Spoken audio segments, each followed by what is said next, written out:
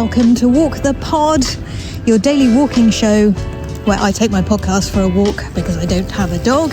Welcome to episode 7, series 63 of the daily walking podcast that tempts you away from your desk at lunchtime to walk in nature for just 10 minutes. I'm walking in Kensington Gardens this lunchtime and lots to tell you about. The Walk the Pod Lunchtime Walk Club is celebrating Gratitude, which is where we take the opportunity on a Tuesday to write down things we feel grateful for. We're playing Colour Quest, our weekly walking game, where we're keeping our eyes out for things that are red in the natural environment. I've just submitted some photos of some giant cyclamen and some Santander hire bikes in the vicinity of Kensington Gardens. And of course we are sort of bringing to a conclusion our series of podcast episodes on sleep. We've been reading Matthew Walker's Why We Sleep. We've been listening to Michael Mosley's Sleep Well podcast, and we've been considering all kinds of angles as usual on this fascinating topic. Welcome to Walk the Pod.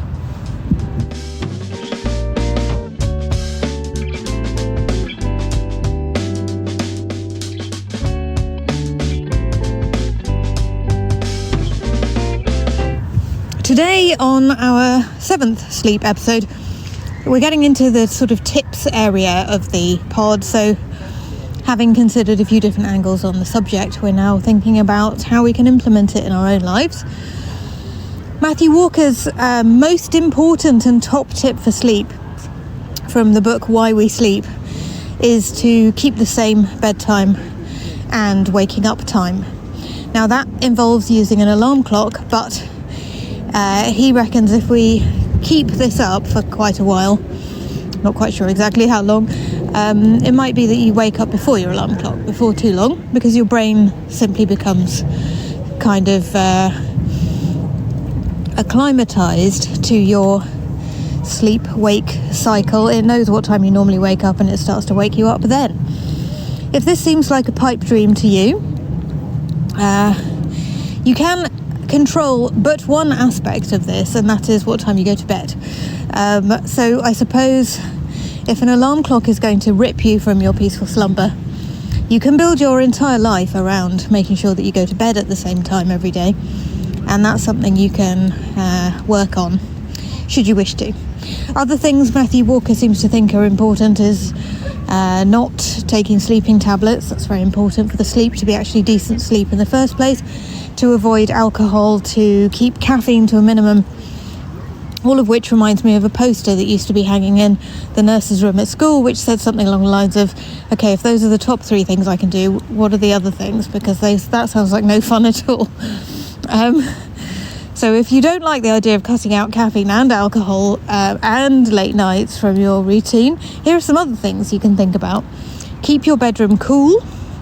Matthew Walker thinks that this is extremely important because the body's temperature drops when we're approaching sleep, and so artificially keeping it high is a bad idea. And for that same reason, doing exercise too close to bedtime is not a great idea, nor is having a hot bath.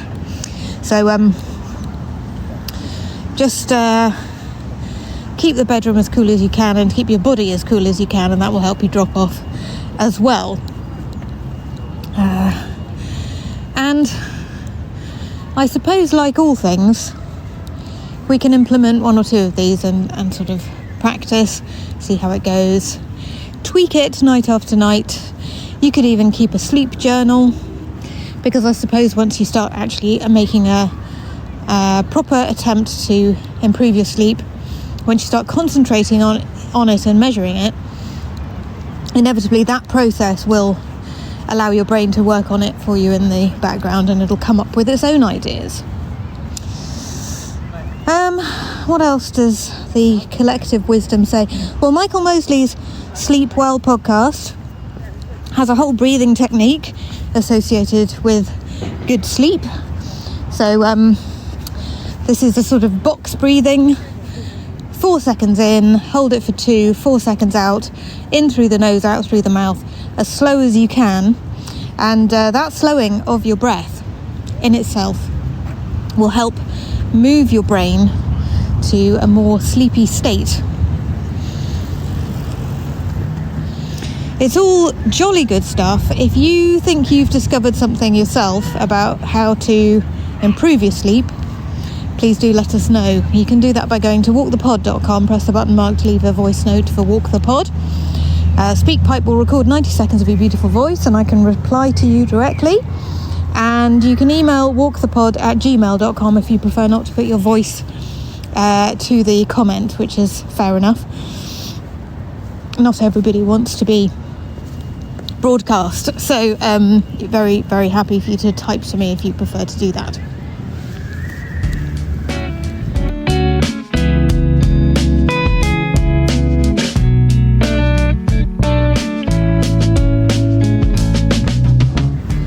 What can I see directly in front of me? Well, I'm walking in Kensington Gardens this lunchtime to record the podcast, standing in front of an information sign about the Great Exhibition and Prince Albert, due to the fact that I'm right next to Prince Albert's enormous and gold-plated statue, which is here. Prince Albert was the driving force behind the Great Exhibition of 1851. That's why those two things are connected.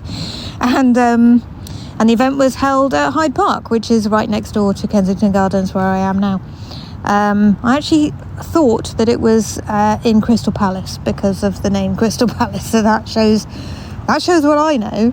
And the Great Exhibition Road Festival, which is a festival happening in June, run by Imperial, where I'm working at the moment, and supported by the National History Museum and the Science Museum and other museums around here, is extending into this area in order to celebrate the anniversary of the Great Exhibition. So I've also just walked past a sign for a mobile phone-based scavenger hunt in the gardens, which is quite exciting. Didn't get many details from walking past the poster at speed, but I might go back and have a look at it another time. And as I cross the road walking back to work at the end of my lunch break, I have the Royal Albert Hall on my right and a black London taxi cab on my left with its light on. And so I feel surrounded by the hallmarks of London at this moment. But what I'm really keeping my eyes peeled for, of course, is red in the environment.